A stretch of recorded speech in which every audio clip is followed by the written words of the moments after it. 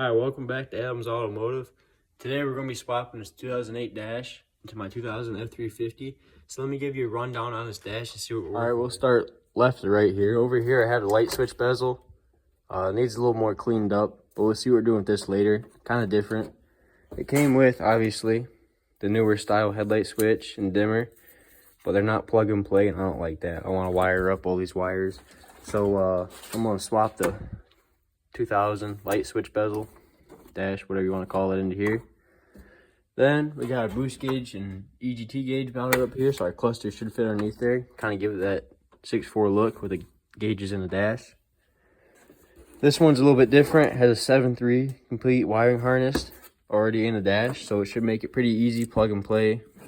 Got a Reese trailer brake controller. Now this is pretty cool. These are the factory switches out of a 6.4 dash, but you have to plug them in, and I don't really know what they plug into. So I made my own. We got the factory bezel here, but we have everything wired up. So now, if I want to hook something up to my switches, all I have to do is pop this out, throw my wires in, pop it back in, and we're good to go. These pieces right here were like impossible to find. I couldn't find the little switches for it. I don't know why. But other than that, everything's pretty standard. Just have, power spots, cup holders. Have the glove box out to make it easier to plug stuff in. And then when you're doing this, you do have to make some HVACing, just so you can get all your vents up here, over here. But other than that, it should be pretty easy. We got to swap steering wheels over, obviously. There ain't nothing here. But let's get to it. Before we hop in the cab and start working on the dash, make sure to come out here and unplug both your batteries, both sides, just to make sure when we're pulling radios or something like that, or if it hits something important, like unplugging your steering wheel, you don't throw any codes on your truck or anything like that. First thing I'm going to do is unplug my tuner here, feed that wire back down to the bottom, get this off the dash, and then see this kind of darker trim piece. We're going to take that off, get my light switch out, and then we're going to work on getting the radio out. Alright, I got that trim bezel out, got my radio out, antenna unplugged, got my switch labeled, some auxiliary power, your full drive switch, which fell down in there, it's right here. And then I'm gonna work on getting this cluster out, and then see what else I need to take off, because I could just unplug it from the firewall and take everything out at once. But if I can take like the cluster and the steering wheel out piece by piece, kind of see what I'm missing on my other dash, it might help out a little bit. Alright, so as you can see, I got the cluster and steering wheel, fuse box, got a little carried away without hitting record. But here's your cluster. You just unplug 1, 2, 3. You have your little gear selector that goes off the steering wheel. Steering wheel has these studs right here, 1, 2, 3, and 4. And then you disconnect your steering shaft, your shift cable, which I think mine, it's right here. Your shift cable. These are all your steering wheel plugs. Obviously your headlight plugs up here. And then your fuse box has 2 big plugs and 2 little ones. And then I took my glove box off, unplugged a few HVAC things. Got the bolts exposed. They're always green for these dash bolts. There's one that I took out that's like right to the right, your gas pedal up in there, behind like where your trailer brake would be. And we got 3 bolts up top here, which those pieces were really fragile. I kind of broke all of them. I put a screwdriver right in the middle and popped them up, and all 3 of them broke, so probably from sitting in the sun. Now I need to call a friend of mine, and we can undo all these bolts, slowly lean the dash forward, and then unplug what we have left on the firewall. Oh, speaking of that, that right there goes to your firewall. There should be 3, 8 or 10 millimeters in there that you need to undo before you can bring this thing off the firewall. If you guys remember my installing a tuner on your truck video, you can see, focus, there you go, that bolt right there is for the PCM where we put our chip in.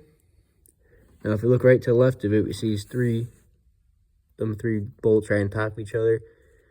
We're going to unbolt each of those, and then it should unplug the dash from like the rest of the wiring harnesses. Alright, as you can see, I got the old dash out here. This is the new style dash. And I'm looking at these plugs. I thought this was a 7.3 wiring harness going through here, but I'm thinking it's a 6.0 wiring harness because most of the plugs are the same.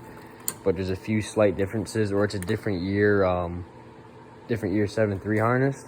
So I think what I'm gonna do is strip or gut this harness out, and then take this harness out of this one, swap it into that one, and then everything should be plug and play because it came right out of that old truck over there.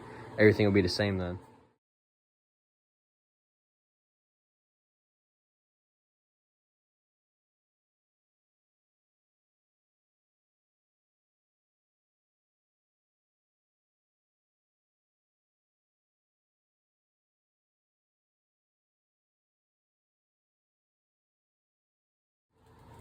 All right, so I got this new dash here.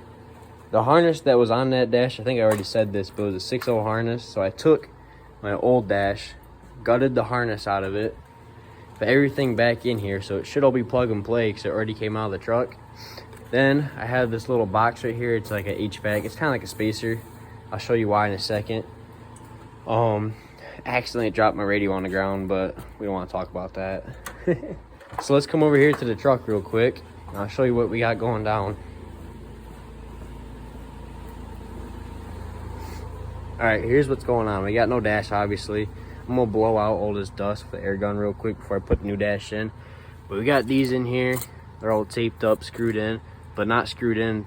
I got these real baby screws because there's a flapper in there for when you set your fan speed. So we have this one for that vent, that for that vent. This is where that spacer is gonna sit, right on here. So then you have your defrost ones for your side window, and then your root or your windshield defrost. So finishing up a few more things like the HVACing, and then I'm gonna throw the new dash in, plug everything back up, get the same harness that came out of here. Then I'm gonna put the steering wheel on, get that all set, and then the final thing I'm gonna do is probably, well, I'm gonna plug it in the firewall, but I gotta make a new bracket for my fuse box, because my old fuse box, it ran up and down right here in the old dash, but in the new dash you don't have that bracket or like the room for that. So I gotta make my own kind of little, I might move it over here, I don't know, we'll see. But so far so good, still the same day, so we're doing making pretty good time. Hopefully get it done tonight, maybe early tomorrow morning. So I didn't really record any of that. I had my girlfriend help me put it in, didn't have nobody else to record. But we got everything wired up. We need radio tomorrow, or I might just order aftermarket one and wait for it to come in. Gotta finish these switches, got the steering wheel, gauge cluster, HVAC, everything should be good. Tomorrow we're gonna work on the fuse box and hooking it back up to the truck, hopefully getting it started. I was struggling to put these pillar trim pieces back on. I don't know if I need new ones because this dash might be taller or shorter. I don't really know, but that's how it looks right now. All of these should work. But yeah, that should probably be the end of episode 1.